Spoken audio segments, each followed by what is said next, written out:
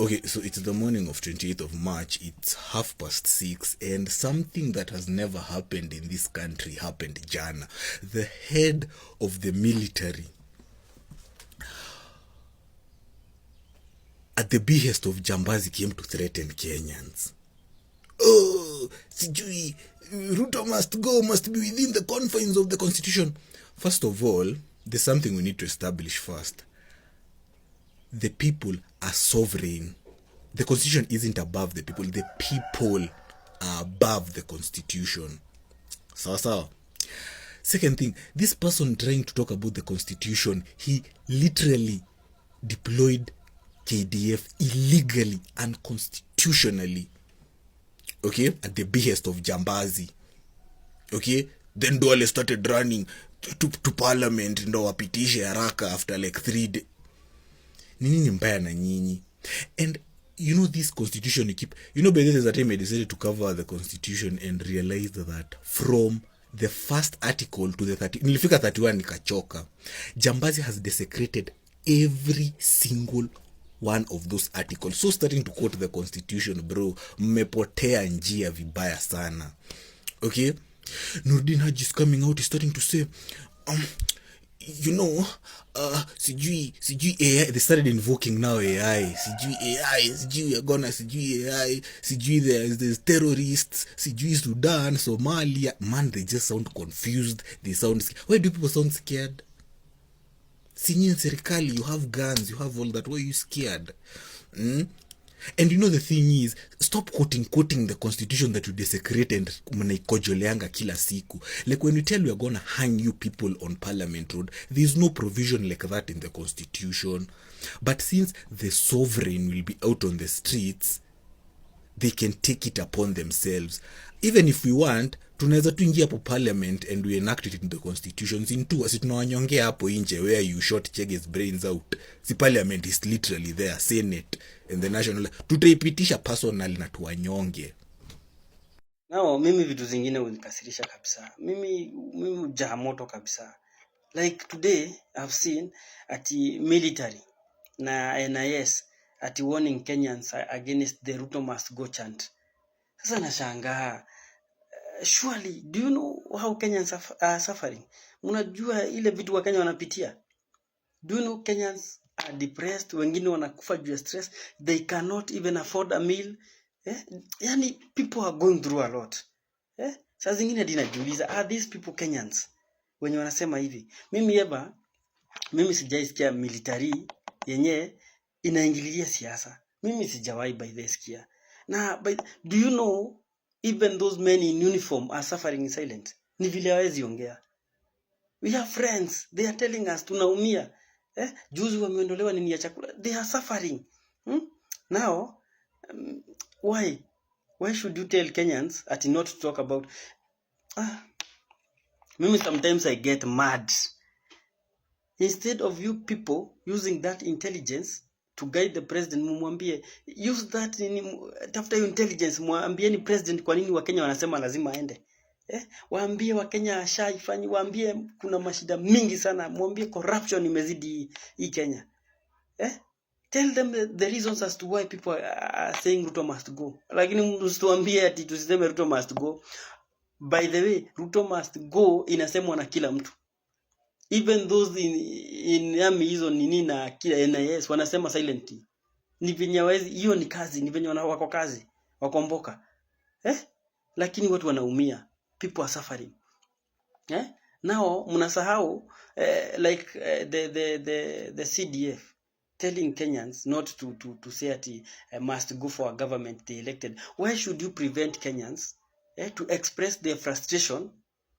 Kwa hiyo government sisi ndio tunachagua na sisi ndio tunatoa. Kwa nini sasa tusi express our frustration with that government that we elected? That is like telling Kenyans to shut up and suffer in silence. Hapana. Remember the constitution, we the people. Sisi watu, we the people. Kwani freedom ya expression imeenda wapi? Imefika mahali hadi tunaambiwa ati no, Ruto must go will continue hadi ile siku ataenda. Sisi tutaisema na Ruto. Hiyo hata mfanye nini? Hapana, you must not limit our freedom of speech. Ati kutuambia ati why are we saying Ruto must go for government? Yes, we are the one who elected it. Saizi inatutesa. We must speak out. Hapana. Must go. First, what is your take on that conversation? First and foremost, I'll speak, I think those are Article 144 agencies, if I'm not so wrong, the three of them. The only ones that I've not seen here, the National Police. NPS and... Yeah, but let's get this clear from the very start. That anyone who rises to the position of a CDF is assumed to be a soldier and a gentleman. And what I have watched the statement made by General Kahariri, for example, and I must say that first and foremost, it flies in the face of Article 121. And I want to read Article 121 of the KDF Act. Article 121 of the KDF Act says this, that any person subject to this Act who commits any act, conduct, or neglect to the prejudice of good order and service discipline commits an offense and shall be liable on conviction by a court-martial to imprisonment for a term not exceeding 2 years or any lesser punishment provided by this Act. There's a reason why KDF is supposed to be apolitical. He cannot in one, and this we must condemn the CDF for actually making an attempt to meddle into the affairs of the citizens. There's a reason why CDF should be apolitical. He cannot in one line say that KDF is apolitical, and then he goes further, number one, to lecture the citizens and tell them that you cannot say must go and you are the one who elected them the other day. That is none of his business. Totally none of his business. This is not Uganda where we have got a CDF lecturing the citizens. We are a democracy and the people are the sovereign. Kahariri, if he wants to do politics, he must remove the military cloth and come from a political party like the rest of us, or go to the streets. But he cannot. Fairness, Maliba, Trevor, this is a serious issue. Without attacking the person, let's read that entire statement. That is, I have watched the entire So when some video. people say that they're tired with this government, a government they elected on their own, and then they say they must go, it can only be done according to the Constitution. No, I watched the whole thing live. Here. You are literally here. That is half. What I'm telling you is that I watched the entirety of the video. He first of all goes with the line that KDF is apolitical. Then as he proceeds, he goes ahead and says that when you start talking about must go, there's a part that is actually omitted in that excerpt where he says you elected them and now you are starting to say must go.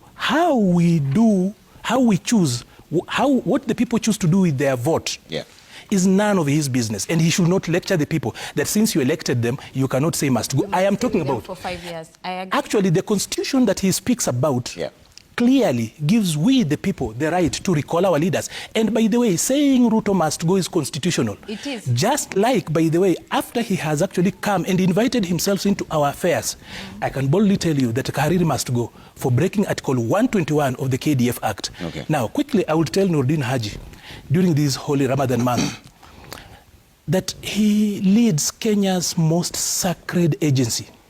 There's a reason why we have given him that agency that no one else should actually be looking into. There's a reason why he has got power beyond any other. His agency has got power beyond any other. The chief who leads a sacred agency, that is the holy grail of our national security. He should stop PR. He should stop being out. He does not lead a Gestapo. He does not lead some secret police that is supposed to be going out and doing propaganda. A good intelligence agency, and the one that we actually envisioned in the Constitution, is one that is felt, not seen or heard.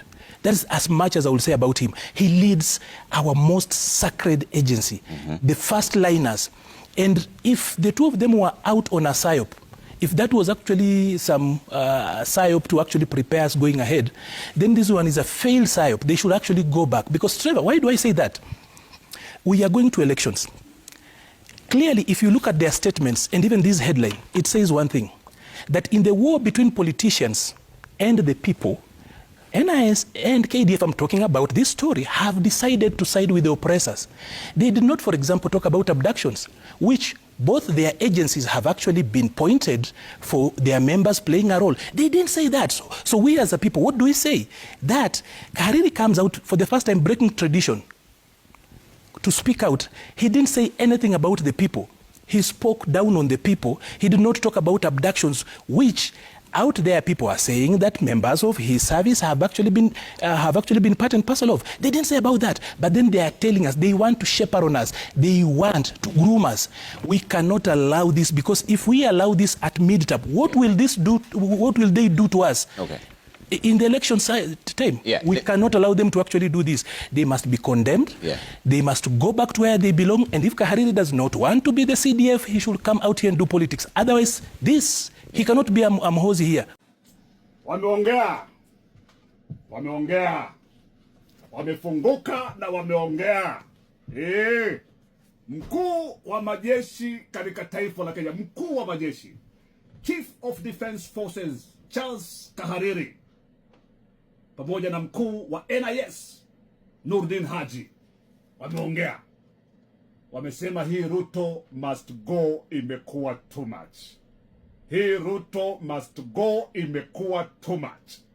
In fact, mkuu wa majeshi ambaye ni kiongozi Charles Kahariri amesema, jamani, sisi hatuna chama cha kisiasa kama majeshi.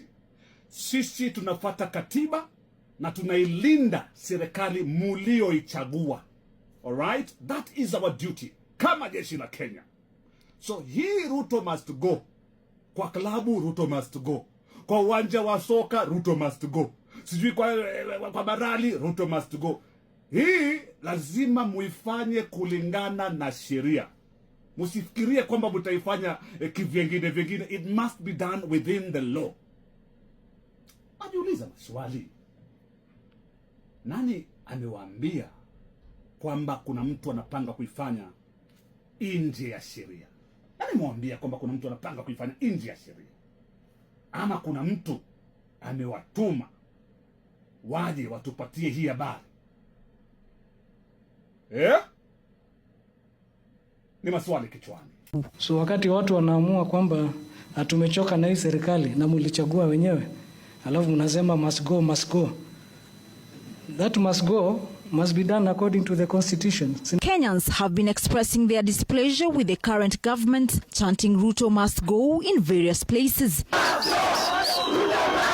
This is the first time the military boss is speaking on the matter. The sentiments comes just days before President William Ruto tours the Mount Kenya region, a region that has been termed to be cold for the president since the impeachment of his former deputy Rigathi Gachagua last year. The chief of the defense forces, Charles Kahariri, says their mandate is to protect elected government. Kahariri, for the first time, also responded to claims of the use of military during the Gen Z-led protest last year. This issue of how politics goes and all that, by the way, the military, one of the core values is that we are apolitical. We don't support any political side. We defend the constitution and the government of the day, duly elected by the people. Last week, Defense Cabinet Secretary Soipan Tuya said the KDF deployment order from June 2024 remains active, adding that there is ongoing court case on the matter. If there is a problem, it will be the implementation and the people given the responsibility to implement the laws. But the laws as they are constitutional and they respond to a democratic thirst. Without cohesion, there is no national security. We also need to repair our broken political landscape to create a resilient state and nation. As a nation, we must pivot on an uncompromising commitment to our democratic polity. The hardest person right now to be is President William Ruto, because you guys are just not letting up. Like, mmeamua tutakaza hiyo kamba mpaka siku yenye itatufikisha. And you see, this is the delusion that sometimes I see Waswagava wakisema, no, this will just pass. These young people will not even register for votes. Hawatachukua kura, they just talk because they are idle and they don't have jobs. You need to give them jobs so that they stop talking. Guys have paid money to go to an event. So these are people who are capable of affording that ticket. They've paid that money and they've gone there to shout Ruto must go. And you still think these people don't have the motivation to actually execute Ruto must go. It's time like Gava ifikirie do something radically different. Do something radically different.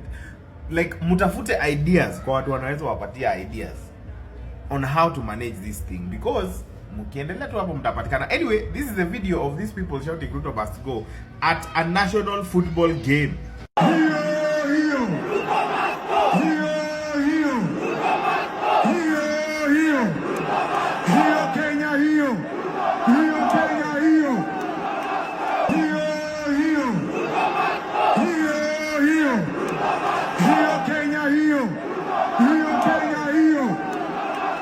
Hiyo ni saa ile tumefunga bao ama tunaelekea.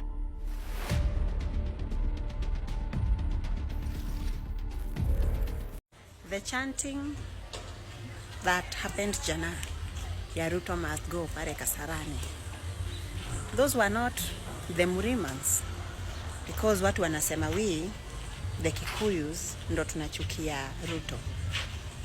Those weren't us. Those were other Kenyans from other community. Kulikuwa na every other tribe kwa hiyo grao, and they were all chanting Ruto must go, because we are tired of this government, we're tired of this regime. This administration is just fucked up. Nobody needs it, nobody wants it. We need it gone like this instant. And from here, the chanting still continues. Ruto must go. Thank you.